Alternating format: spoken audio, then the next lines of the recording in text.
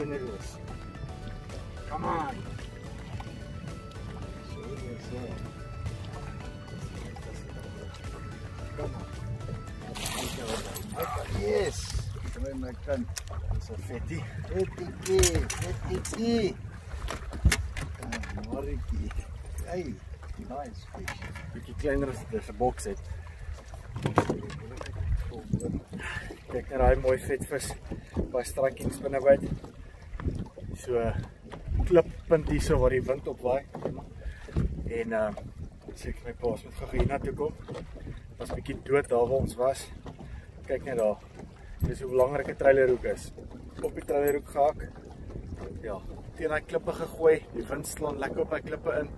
Het hom eers geslaan te mis hom en toe op die tweede keer toe het ons gaan net gou weer gee. Want enige gewone dam is hy seker so 1,5.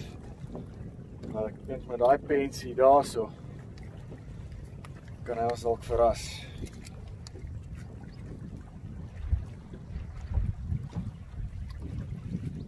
Tog nie 1,8.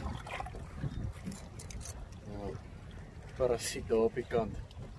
Maar joh, wat 'n sterk vis op daai spinnerbait. Net 'n plesier. Kom ons sit gou terug.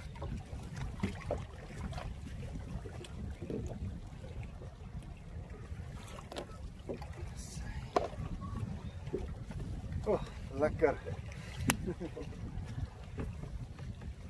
Right, ons het nou net eers begin. Hier is nog 'n hele groot klipbank te stretch wat oorbly, so dalk kan ons nog so 1 of 2 kry.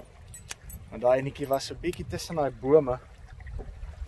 So ek weet nie of hulle na die bome relate het en of hulle net langs die klippe was nie. Maar ons gaan nou uitvind.